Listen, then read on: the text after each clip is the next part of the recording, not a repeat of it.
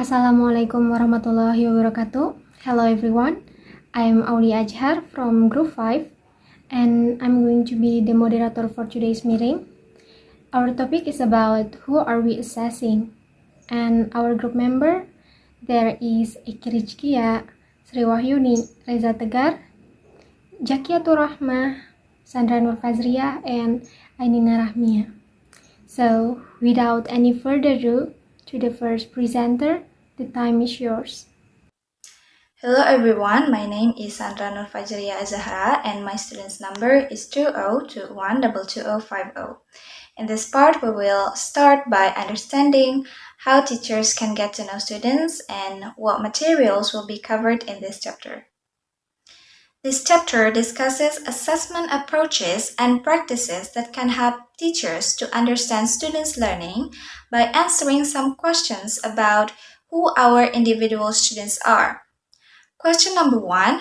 What is each student in my class bringing to the learning of the language? Question number 2.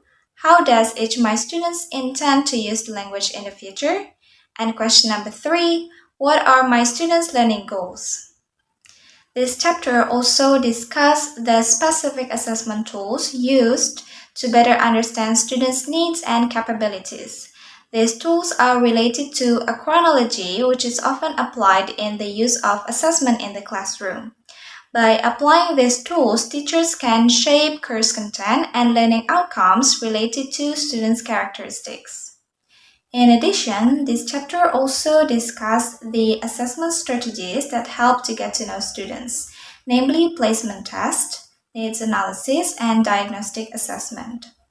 In placement test, we will find out more about its advantages, namely as a means of grouping students most effectively at different levels and as a source of quality feedback.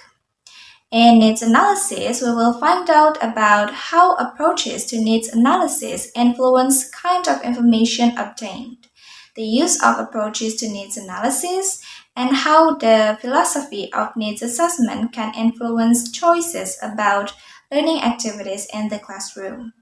Meanwhile, in the diagnostic assessment, we will find out examples of diagnostic assessment in practice and development of learning profiles, as well as the roles of targeted instruction in the language teaching.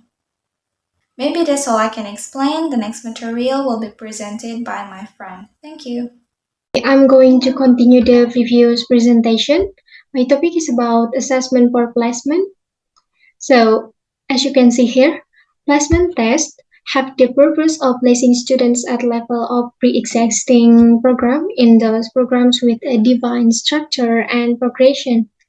In some contexts, they are used for grouping students based on shared characteristics like levels of proficiency, background, interests, goal, and needs.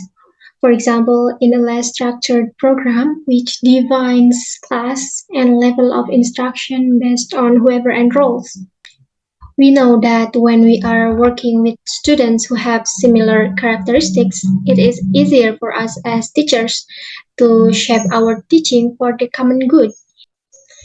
As you can see here, placement tests have the purpose of placing students at levels of a pre-existing program. In this program with a defined structure and progression. In some contexts, they are used for grouping students based on shared characteristics, such as levels of proficiency, backgrounds, interests, goals, and needs. For example, in a less structured program which defines classes and level of instruction based on whoever enrolls. We know that when we are working with students who have similar characteristics, it is easier for us as teachers to shape our teaching for the common good. It is not unusual, however, to find that although students are placed on the basis of some shared characteristic, they may differ considerably in others. As you can see here, these are the differences that we address through ongoing assessment practice in our classroom, whether we are working with students in secondary school or college, adolescents or adult in English as a second language or ESL or English as foreign language or EFL settings. The placement test result of one students are usually considered in relation to the other students who are enrolled on the program at the same time and overall spread of student score across the program. In a criterion reference program, students are grouped in relation to level which are defined by criteria. Thus, there may be five group or classes of students at level B and only one group at level A. Meanwhile, in a norm reference program, comparisons are made on the basis of students' relative performance or score in relation to the range of scores on the test.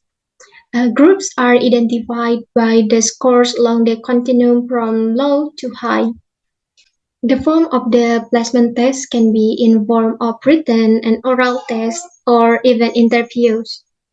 And then this is the procedure of implementing a placement test can be carried out in several stages, including prepare a written test and then determine the graduation rate for each level in accordance with the criteria level, conduct an examination of the test carried out by considering level of criteria that have been made. And the last one is the criterion results become the result of the extent to which a person level is. Regardless of the approach or approaches used in placing students at the beginning of a course, an important point to consider in the use of multiple assessment tools whenever possible in placement decision.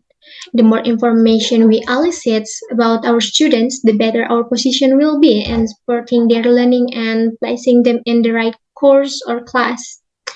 Placing each student in the most appropriate group or class within our group programs helps to increase their potential to derive maximum benefit.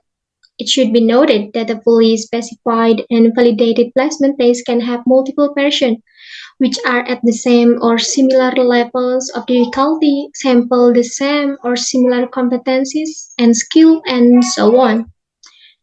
Versions of the same test or even the same version can be used to assess achievement at the end of a course as well. If students are continuing in the program, their achievement can also serve as a key placement indicator for their subsequent.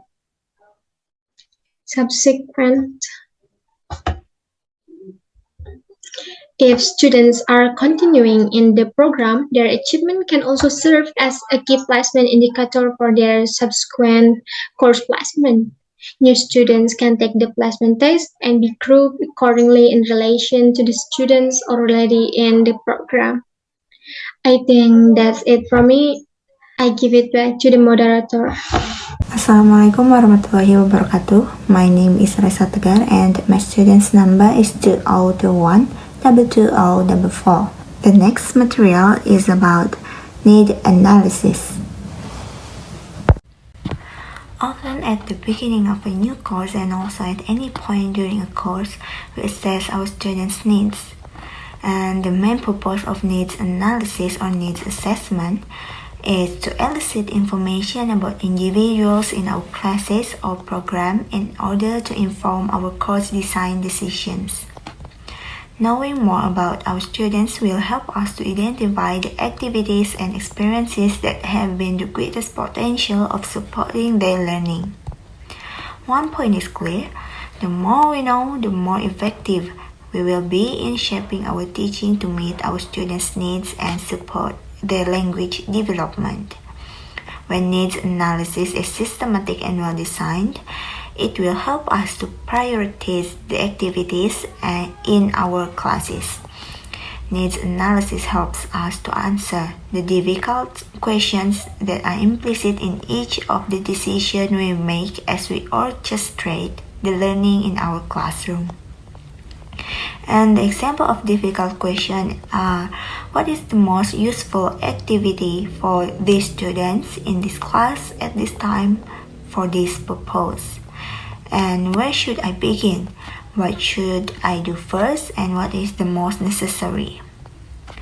Needs analysis has been a prevailing interest of teachers and program administrators across educational levels and contexts for many years because it is a process that helps one to identify and examine both values and information that inform teaching and learning, and it provides direction for making decision efficiency to reach the desired or intended level.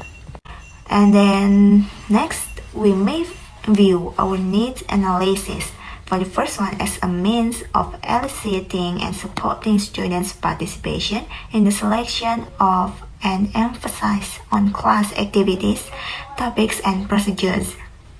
And then the next, we may view our students' input on the directions taken in the course as an essential feature of engagement, a means of making it theirs. And the next, we may consider their participation in choosing the directions of the course as a way of increasing its meaningfulness. By recognizing our students' interests elicit through needs assessment, we encourage the development of their personal sense of responsibility for learning, improve goal setting, and increase awareness of the role of self-assessment. And then we may also consider a needs analysis as an analytical means that will help us to define next steps. As such, the purpose of the needs analysis will be to elicit specific information about students' current levels in order to establish what we should do next. Our goal is to encourage development, and from this perspective, development is best achieved when we have a more precise understanding of what students brings to the learning, so that we can map out the incremental activities to support development. And the next material will be delivered by my friend Sri Wahyuni. Thank you. Halo, Assalamualaikum warahmatullahi wabarakatuh. My name is Sri Wahyuni and my student's number is 2012243, and here I will continue explaining about need analysis. So the first slide here is the philosophies of need analysis. So our philosophies of learning and teaching will influence our perspective on needs assessment or need analysis. So according to Staffelburn in 1977, there are four divergent philosophies can arise in need analysis. The first one is discrepancy philosophy, and then the democratic philosophy, and the third one is the analytic philosophy, and the last is diagnostic philosophy. So discrepancy philosophy is one in which needs are viewed as differences between a desired performance from the student and what they are actually doing. So in this discrepancy philosophy, need is the gap between a desired performance and actual performance. And then the second philosophy is democratic philosophy. Democratic philosophy, needs is defined as any change that desired by a majority of the group involved. And then the third one is the analytic philosophy. Propose that a need is whatever the student will naturally learn next based on what is known about them and the learning process involved. And then the last philosophy is diagnostic philosophy. Propose a need is anything that would prove harmful if it was missing. For example, of this diagnostic philosophy is what is it? About the, for example, of the diagnostic philosophy is an analysis of the important language skill necessary for students. So and then next we will talk about gathering information. In need analysis or need assessment, we seek the following information. The first is the situation in which the language will be used, including who it will be used with. And then the second one is the objective and purposes of which the language is needed. And the third one is the types of communication that will be used. For example, is it spoken, written, formal, or informal communication. And then the last one is the level of proficiency that will be required. And then next is types of question in need analysis should be focused on 5 categories. The first category is problem, the second one is priorities, the third one is abilities, the fourth one is attitude, and the last one is solutions. So and the problem categories is the question is around like what problem faced by student, and then in the priorities, for example, which topic, language skill use, or etc., and then considered most important for the target group. And then for the abilities categories, determine the abilities of student at entry. And then at the attitudes category, information about participant feelings, attitudes toward elements of the program. And then the last category, solution, is ideas for solution to perceived problem. So, and then there is the type of instrument for gathering information. The first instrument is document analysis, and then also there is test, observation, interview, questionnaire, and meetings. So then next slide. Here is the example of an approach to do a need analysis. There is 5-minute essay. 5-minute essay is one of the approach that we can use for need analysis. So at any point in a class, stop the action and ask your student to respond in writing, in the writing form, to the following questions. So the first is what clear to me, what student understand of the course, and then is what still fuzzy, I'm still struggling to understand this, and then the last one is what should help me most at this point in the course. So of course we can ask other questions to our students, for example, like what do I need more other, and then what could I use less of, and then what do I really like so far, and then what is helping me most, and so on. But constant to limit the number of questions to 3 questions and limit the time for responding to around 5 minutes. So let students know that they do not have to write their name in the on their 5-minute essay on the writing form. So and then we can collect their responses and review their feedback. This is an on-the-spot needs assessment that will improve the quality of our teaching and address the specific concerns, issues, and so on, and of our student. And then it only takes 5 minutes for this needs assessment and requires little advanced planning, but it is very useful means of getting to know our student perspective on the course at any time during a course. So that's all from me. The next material will explain by my friends. Thank you. Alright, hello everyone, I'm Ainuna Rahmi Fitri with students number 2021-260. Here I would like to present the material about diagnostic assessment. Diagnostic most often occurs at the beginning of a course. Diagnostic assessment different from other forms of assessment because it is more narrowly scientific. Here we rely on the work of Alderson in 2005 and 2007, Fox in 2009, and Fox et al. In 2016. Diagnostic assessment procedure is fully specified to test for specific capabilities that are related to target or intended competencies, skills, or abilities.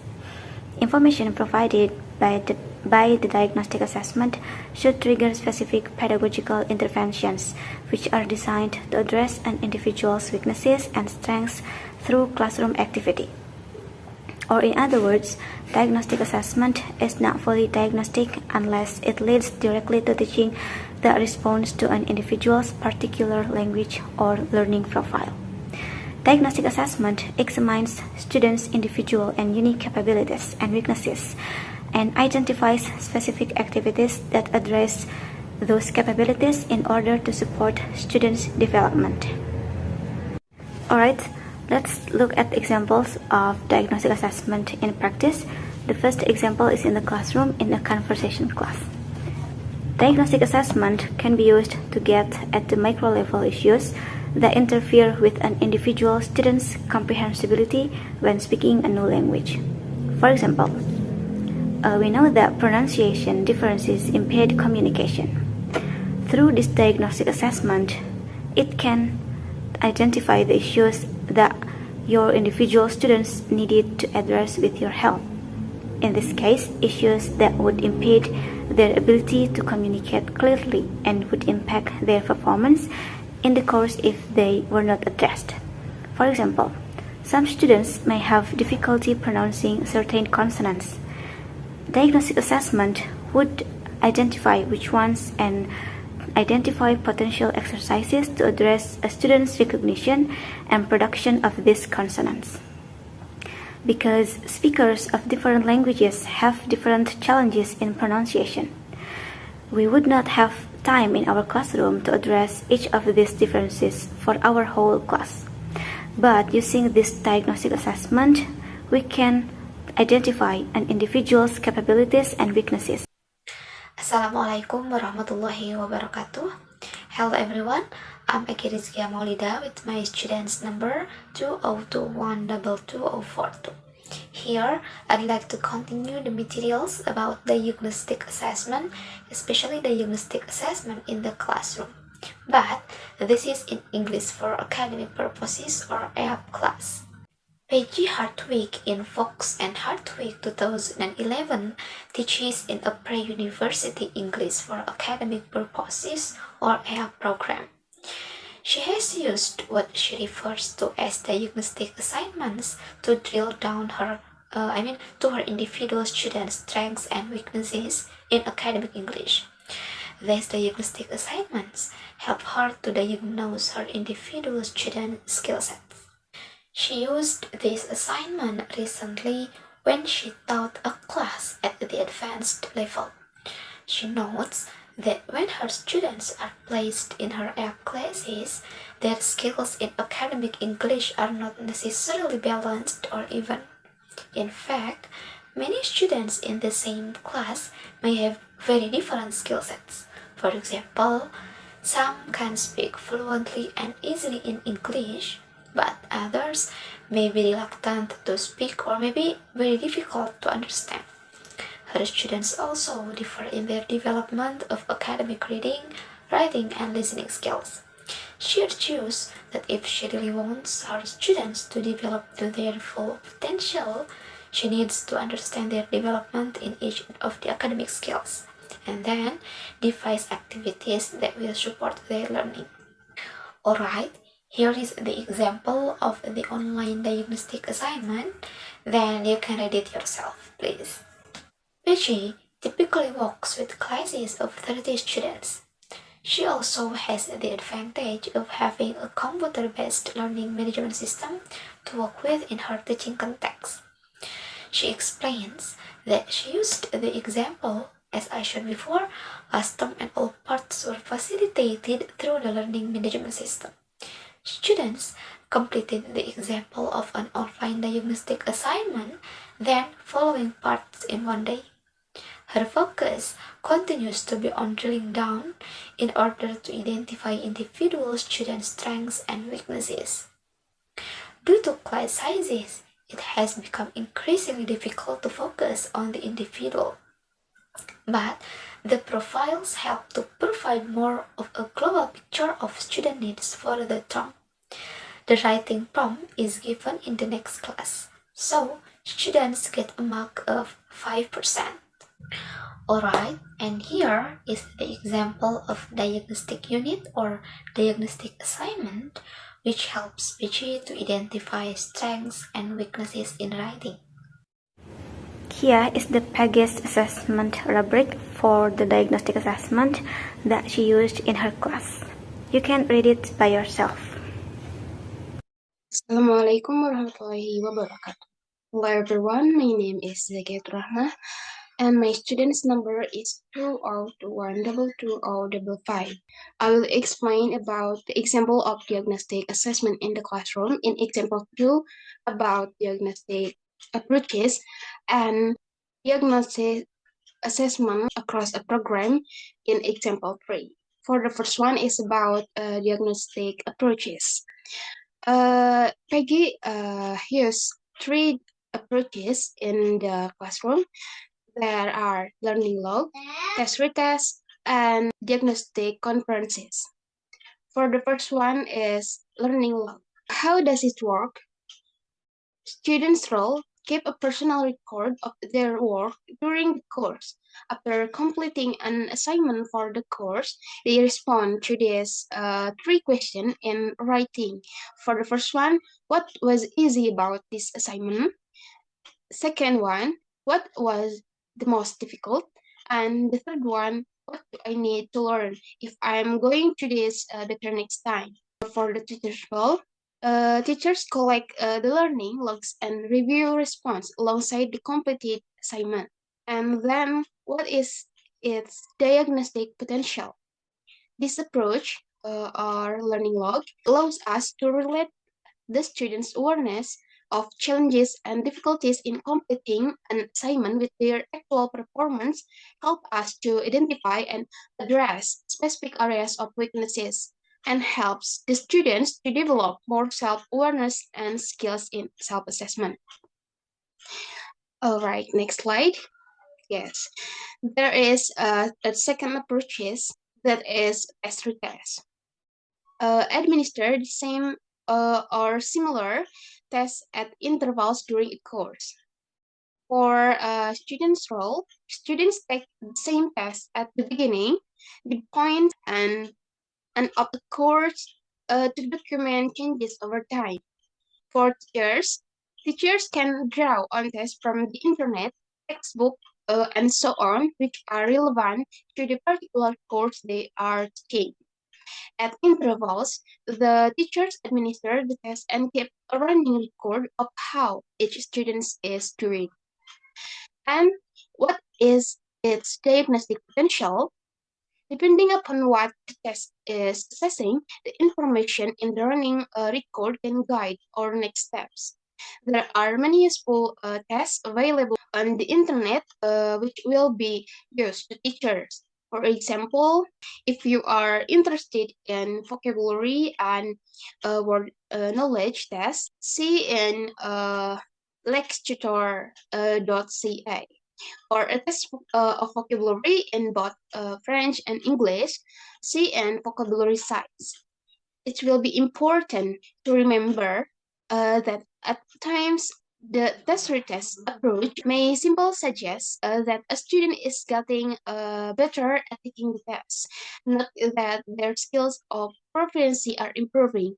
It will be important to supplement this approach with other evidence of their strengths and weaknesses. And the last one is diagnostic conferences. For students, meet on one or in small groups with the teacher.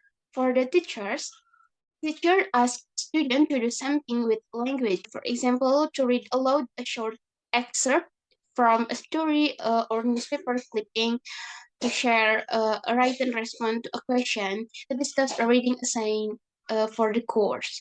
During the conference, a teacher can provide immediate feedback to support student learning and encourage students to think about their work in other and more complex way. It is important to keep consistent notes on observation during a conference and or to collect evidence for student performance. For example, write an assignment, recorded read aloud or discussion. And what is its diagnostic potential?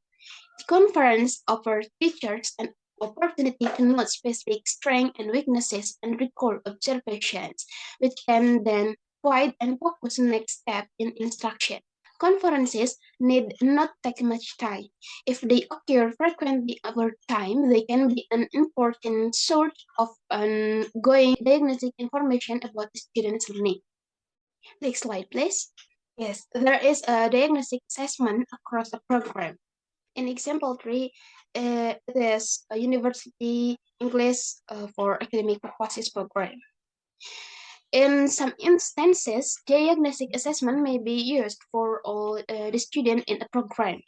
An example is provided by Fox in 2009 in a context where the traditional placement assessment was replaced by external proficiency tests, which were unrelated to the program's English academic purposes curriculum.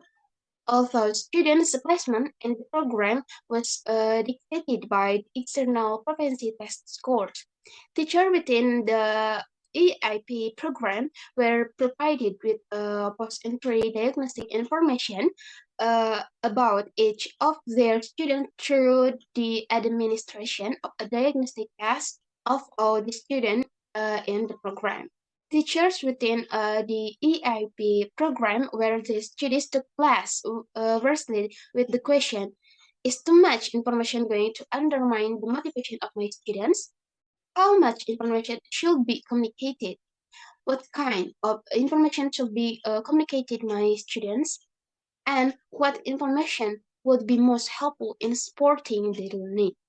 Specifically, the EAP teachers meet with folks for the purpose of negotiating a format for their learning profile. Negotiation of the learning profile provide a context for professional development and support the coherence of the program overall. For the example, the teacher used diagnostic information.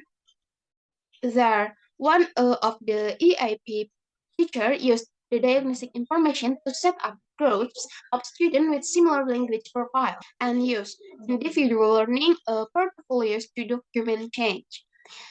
She defined intensive activities for the groups which targeted weaknesses in competence, knowledge, and skill that had been identified through the diagnostic assessment.